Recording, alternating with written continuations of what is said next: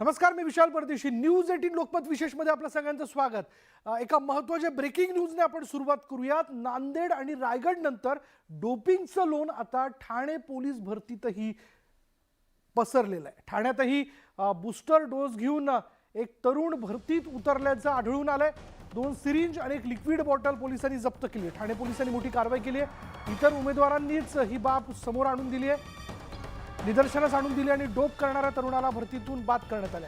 2 syringe, liquid bottle, उमेदवाराच्या रक्ताच्या लघवीचे नमुने जे आहेत ते चाचणीकरता पाठवण्यात आलेत. कलिना फॉरेन्सिक लॅबमध्ये हे नमुने पाठवण्यात आल्याचं कळतं.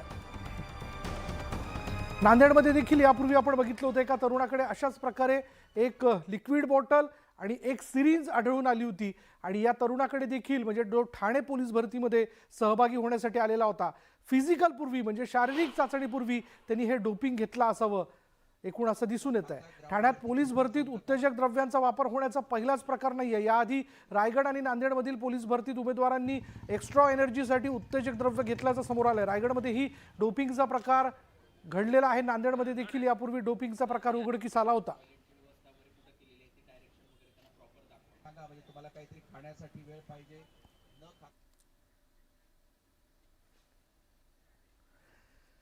पुढे बघूयात. काँग्रेसमधील गळतीच्या चर्चा काही थांबण्याचं नाव घेत नाहीये. त्यातच आता लातूरमध्ये काँग्रेसला खिंडार पडण्याची चर्चा सुरू झाली आहे. पण भाजपचे माजी मंत्री संभाजी पाटील निलंगेकर यांनी मात्र लातूरचे प्रिन्स भाजपात नको म्हणत नाव न घेता अमित देशमुखांना विरोध दर्शवलाय. काँग्रेसचा लातूरचा गड कोसळणार?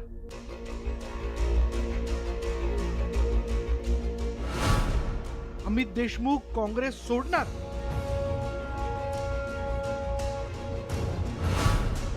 लातूरचे प्रिन्स भाजपात नको, निलंगेकरांचा देशमुखांना विरोध.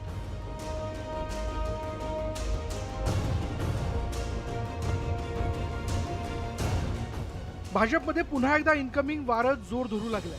महाराष्ट्र भाजपची सत्ता आल्यानंतर विरोधी पक्षाचे अनेक नेते भाजपमध्ये येण्यास इच्छुक असल्याचं भाजपच्या वतीनं सांगण्यात येत आहे. यात काँग्रेसमधील अनेक जण भाजपमध्ये येण्यासाठी इच्छुक असल्याचा दावा चंद्रशेखर बावनकुळेंनी केला. भारतीय जनता पक्षामध्ये येण्याकरता बूथ लेवल पासून तर विधानसभा लेवलपर्यंत काही लोकसभा लेवलपर्यंतही ज्यांनी काम केलं आहे असे काँग्रेसमधले अनेक कार्यकर्ते भारतीय जनता पक्षामध्ये येण्याकरता उत्सुक आहेत. राष्ट्रवादीमधलेही आहेत आणि मोठ्या प्रमाणावर उद्धवजीकडले कार्यकर्ते नेते हे एकनाथ शिंदेजीच्या संपर्कात आहे. भाजपच्या या नव्या इन्कमिंगमुळे काँग्रेसच्या भक्कम गडांना धक्का बसण्याची शक्यता व्यक्त होते. यात लातूरच्या भक्कम गडाला खिंडार पडण्याची जोरदार चर्चा सुरू आहे. अमित देशमुखही भाजपच्या गळाला लागण्याची शक्यता भाजपच्या गोटात सुरू आहे. पण भाजपचे नेते आणि माजी मंत्री संभाजी पाटील निलंगेकर यांनी मात्र लातूरचे प्रिन्स भाजपात नको म्हणत अमित देशमुखांच्या प्रवेशाला विरोध दर्शवलाय. अनेक जण भारतीय जनता पार्टीमध्ये प्रवेश करण्याची इच्छा व्यक्त करत आहेत. अनेक जण भारतीय जनता पार्टीमध्ये येण्याची इच्छा व्यक्त करत आहेत. त्याच्यापैकी कदाचित लातूरच्या प्रिन्सची पण इच्छा झाली असेल. मग लातूरच्या प्रिन्सला भारतीय जनता पार्टीमध्ये घ्यायचंय का?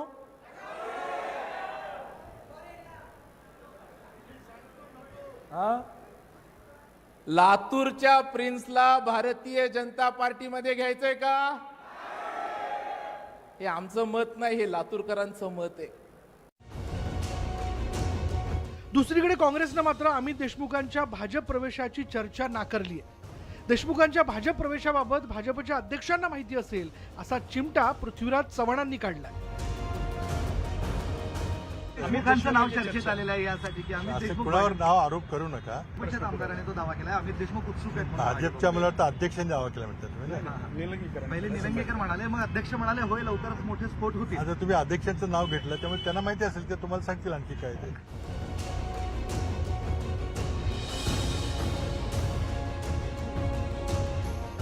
काँग्रेसमध्ये फूट पडणार ही चर्चा अनेक दिवसांपासून सुरू आहे. मध्यंतरी अशोक चव्हाणांच्याही नावाची चर्चा होती. पण राहुल गांधींच्या भारत जोडो यात्रेनंतर ही चर्चा थांबली. पण आता अमित देशमुखांच्या नावाची चर्चा होते. त्यामुळं काँग्रेसचा लातूरचा गड खरंच ढासळतो की ही एक केवळ अफवाच ठरते हे पाहणं महत्त्वाचं ठरणार आहे. Bureau report, news 18 Lokmat.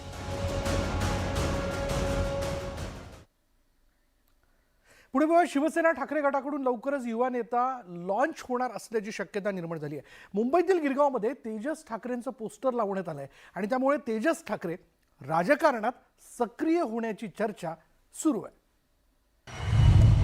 आजची शांतता, उद्याचं वादळ.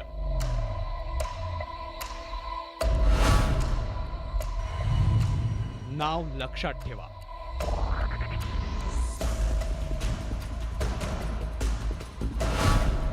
तेजस उद्धव ठाकरे.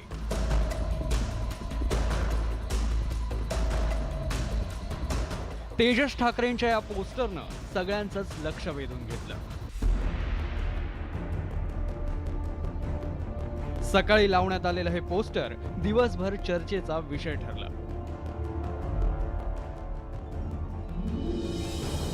तेजसचा मोठा भाऊ म्हणजेच आदित्य ठाकरे राजकारणात सक्रिय आहेत. आदित्य ठाकरेंनी पर्यावरण मंत्री म्हणून त्यांच्या कामकाजाचा ठसा उमटवला होता. युवा सेनेच्या माध्यमातून आदित्य ठाकरेंनी सक्रिय राजकारणात प्रवेश केला होता. तर तेजस ठाकरेंकडे अद्याप कोणतंही राजकीय पद नाही. त्यातच आता मुंबई महापालिका निवडणुका कधीही जाहीर होऊ शकतात. एकनाथ शिंदेंच्या नेतृत्वात 40 आमदारांनी वेगळा पक्ष स्थापन केला. त्यामुळे शिवसेना ठाकरे गटाची ताकद कमी झाली आहे. परिणामी तेजस ठाकरेंच्या माध्यमातून नवा चेहरा आणि नवा नेता मैदानात उतरवण्याची शिवसेनेची खेळी आहे का, हा प्रश्न आता निर्माण झालाय. गिरगावात तेजस ठाकरेचे पोस्टर लागले आहे. आजची शांतता, उद्याचे वादळ, अशा प्रकारचे पोस्टर आहे. राजकारणात सक्रिय होण्याची खूप चर्चा आहे. आम्ही स्वागत करतो. वादळ येऊन गेली. आजच्या तारखेला एकच गोष्ट तुम्हाला सांगतो, मुंबई असेल, महाराष्ट्र असेल, हा देश असेल, या राज्यामध्ये, देशामध्ये एकच वादळ आहे आणि ते आहे माननीय मोदी नावाचा परवाचं वादळ. मुंबई महापालिकेच्या निवडणुकीची रणधुमाळी कधीही सुरू होऊ शकते. त्या निवडणुकीत युवकांचा चेहरा म्हणून तेजस ठाकरेंचं नेतृत्व पुढे येणार का? मुंबईत लावण्यात आलेलं हे पोस्टर त्याचीच पायाभरणी आहे का? या प्रश्नांची उत्तरं आगामी काळात मिळणार का? याकडेच आता सगळ्यांचं लक्ष लागलंय. Bureau report, news 18 Lokmat. पुढे पाहूयात, पंतप्रधान नरेंद्र मोदी 19 जानेवारीला मुंबई दौऱ्यावरती येत आहेत. पण मोदींच्या दौऱ्याआधीच ठाकरेंच्या शिवसेनेनं यावरून भाजपवर टीका सुरू केली आहे. संजय राऊतांना हा दौरा म्हणजे शिवसेनेला त्रास देण्याचा प्रयत्न असल्याचा आरोप केल्यानंतर आता भाजपनंही राऊतांवर जोरदार घणाघात सुरू केलाय. पीएमसीला लक्ष्य करून त्रास देण्याचा प्रयत्न. मोदींच्या मुंबई दौऱ्यावरून राऊतांचा आरोप. शिवसेना संपवायला संजय राऊत पुरेसे. भाजप प्रदेशाध्यक्ष बावनकुळेंचं प्रत्युत्तर. त्याचं लक्ष मुंबई महानगरपालिका, शिवसेनेला त्रास देणं किंवा शिवसेनेचा पराभव करणं हे एकमेव आहे. महाराष्ट्रातील सत्ता संघर्षानंतर पहिल्याच मुंबई दौऱ्यावर येणाऱ्या पंतप्रधानांच्या दौऱ्यावरची ठाकरेंच्या शिवसेनेची ही प्रतिक्रिया. मुंबईतील मेट्रो 2A आणि मेट्रो 7चं लोकार्पण पंतप्रधान नरेंद्र मोदींच्या हस्ते होणार आहे. पण आता याच दौऱ्यावरून ठाकरेंच्या शिवसेनेनं नवं राजकारण सुरू केलंय. कारण पंतप्रधानांच्या दौऱ्यातून मुंबई महापालिकेला लक्ष्य करून शिवसेनेला त्रास देण्याचा प्रयत्न सुरू असल्याचा आरोप खासदार संजय राऊतांनी केलाय. मुख्यमंत्री, उपमुख्यमंत्र्यांनी प्रधानमंत्र्यांची तारीख बदलता आली असती, पण या राज्यातील गुंतवणुकीपेक्षा त्यांना प्रधानमंत्र्यांचे राजकीय कार्यक्रम, त्याचं लक्ष मुंबई महानगरपालिका आहे. शिवसेनेला त्रास देणं किंवा शिवसेनेचा पराभव करणं हे एकमेव आहे. आता राऊतांनी पंतप्रधानांच्या दौऱ्याला राजकीय रंग दिल्यानंतर भाजपनं जोरदार हल्लाबोल केला. आशिष शेलारांनी संजय राऊतांचा आरोप फेटाळून लावला, तर ठाकरेंच्या शिवसेनेला संपवायला संजय राऊत स्वतःच पुरेसे आहेत असा टोला चंद्रशेखर बावनकुळेंनी लगावला. ज्यांचा अभ्यास कच्चा आहे आणि ज्यांच्याकडे घरात पाटी असती तर बरं झालं असतं, रोज अबकडं काढता आलं असतं तर थोडं ज्ञानही मिळालं असतं. अशा संजय राऊतांची प्रतिक्रिया म्हणजे खाई त्याला खवखव आणि त्याच्या पलीकडे काही नाही. शिवसेना संपवण्याकरता माननीय मोदीजींची गरज भासत नाही. संजय राऊतच काफी आहे, तेच शिवसेना संपवत आहे. खरं तर अजूनही मुंबई महापालिकेची निवडणूक जाहीर झालेली नाही, पण मोदींच्या आगामी दौऱ्यावरून ठाकरेंच्या शिवसेनेनं महापालिकेच्या निवडणुकीचं राजकारण तापवल्याचं पाहायला मिळतंय. त्यामुळे मोदी मुंबईत येईपर्यंत पुढे काय काय घडतं हे बघणं महत्त्वाचं ठरणार आहे. Bureau report, news 18 Lokmat. पुढे बघूयात राष्ट्रवादी काँग्रेसचे खासदार डॉक्टर अमोल कोल्हे आणि भाजपचे आमदार नितेश राणे यांच्यात जोरदार जुंपली आहे. छत्रपती संभाजी महाराजांची धर्मवीर पदवी मिटवून टाकण्यासाठी डॉक्टर कोल्हेंचा खटाटोप सुरू असल्याचा आरोप नितेश राणेंनी केला. तर दुसऱ्याच्या कर्तृत्वावर मोठे झालेल्यांनी टीका करत फिरू नये असा टोला डॉक्टर अमोल कोल्हेंनी लगावला. डॉक्टर अमोल कोल्हे नितेश राणेंमध्ये लढाई. धर्मवीर वरून खासदार आमदारात खणाखणी.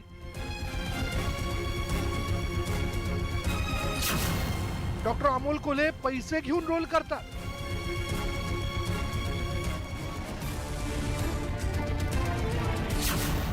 नितेश दुसऱ्याच्या कर्तृत्वावर मोठे झाले.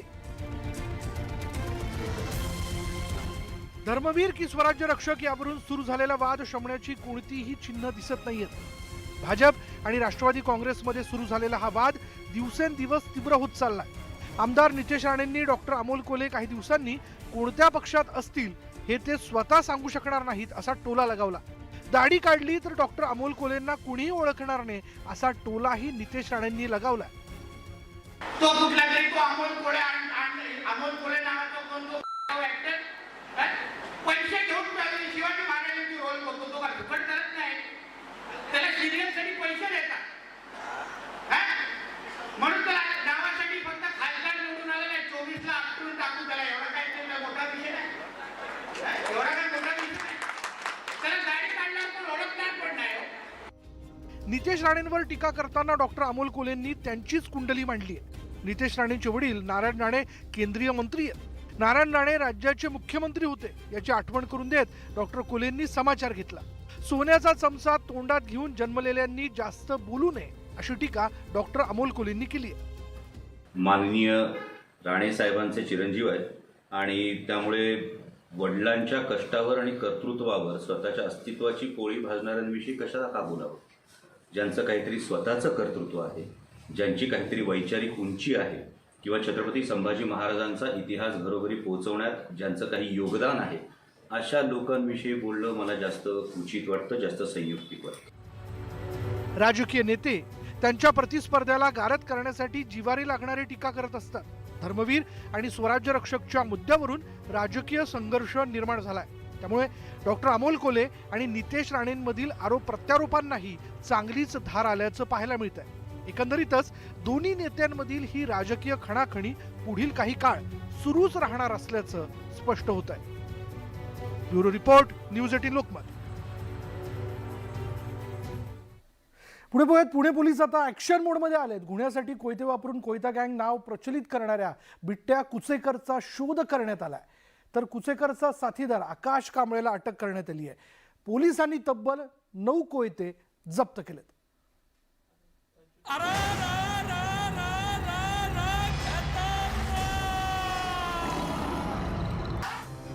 पुणे शहर आणि परिसरात फिल्मी स्टाईल पद्धतीनं कोयता गँगनं दहशत माजवली आहे. कोयता गँगमुळे शहराच्या नावलौकिकाला बट्टा लागला. कोयता गँग बिट्ट्या कुचेकरमुळे चर्चेत आली. हडपसरमध्ये किरकोळ गुन्हे करणारा बिट्ट्या कुचेकरनं दहशत वाढवण्यासाठी कोयत्यांचा वापर केला.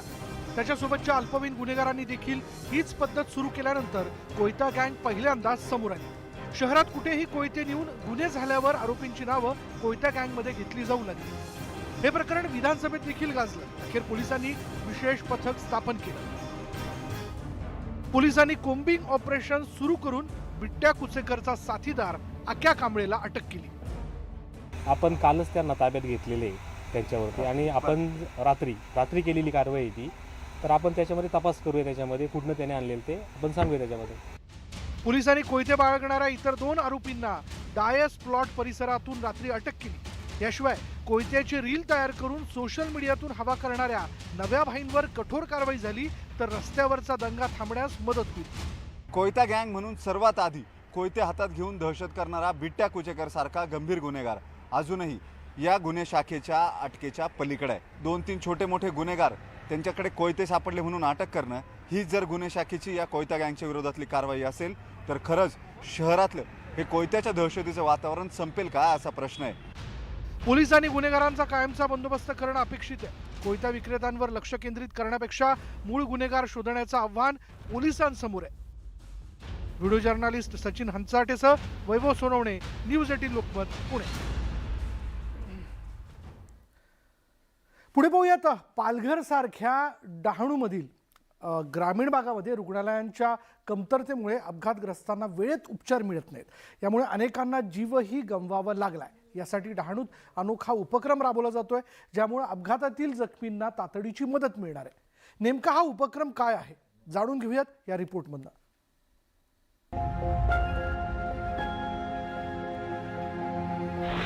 आधी विनायक मेटेंचा अपघाती मृत्यू, उद्योगपती सायरस मिस्त्रींचा अपघाती मृत्यू,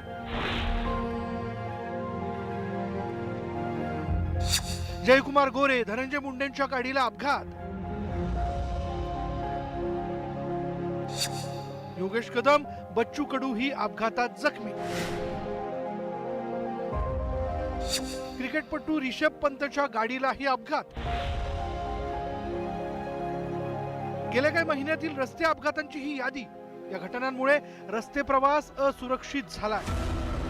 अपघातानंतर वेळेत उपचार न मिळाल्याने अपघातग्रस्तांच्या जीवावर बेतले. हीच बाब लक्षात घेऊन अपघातग्रस्तांना वेळेत उपचार मिळावे यासाठी डहाणू पॅटर्न राबवला जाणार आहे. अपघातानंतर रुग्णांना वेळेत उपचार मिळावे यासाठी रिक्षा चालकांना प्रथमोपचाराचे धडे दिले जातील. CPR पण देण्याचं आम्ही ट्रेनिंग त्यांना देणार आहोत आणि त्याचा उपयोग त्यांना म्हणजे पेशंटला नक्कीच होईल. त्यांचं दुखणं कमी करायला, त्यांचा जीव वाचवायला आणि हॉस्पिटलपर्यंत जास्तीत जास्त पेशंट उलट लवकर पोचू शकतील चांगल्या अवस्थेत, की त्यांचा जीव वाचवायला डॉक्टरांना सुद्धा जास्त मदत होईल त्याची. ऑर्थोपेडिक डॉक्टर संजय सोहनी आणि त्यांच्या पथकाने या उपक्रमासाठी पुढाकार घेतला. यासाठी रिक्षा चालकांना खास प्रशिक्षण दिलं जातं. ॲक्सिडेंटच्याच जागेपासून काही अंतरावर कुठचा ना कुठचा रिक्षावाला तिथे असतोच. बरं, हे रिक्षावाले स्वतः तयार असतात, त्यांना पेशंटला घेऊन जाण्यामध्ये इंटरेस्ट असतो, त्यांना रस्ते माहिती असतात, त्यांना हॉस्पिटल्स माहिती असतात. त्यांच्यात प्रॉब्लेम एवढाच असतो की त्यांना प्रथमोपचाराचं ज्ञान नसतं. जर प्रथमोपचाराचं ज्ञान त्यांना दिलं तर ते कम्प्लीट पॅकेज होईल. या उपक्रमासाठी रिक्षा चालकांची मदत घेण्याचंही कारण तुम्ही ऐका. पेशंटला जर तिथल्या तिथे प्रथमोपचार दिले गेले तर पेशंट वाचायची शक्यता आहे आणि पेशंटची जी गंभीर अवस्था होते ती होणार नाही. या अनोख्या डहाणू पॅटर्नमुळे अपघातग्रस्तांना रिक्षा चालकांकडून मदत मिळणार आहे. त्यामुळे अपघातातील जखमींसाठी रिक्षा चालक नक्कीच देवदूत ठरतील यात शंका नाही. राहुल पाटील, न्यूज 18 लोकमत, डहाणू.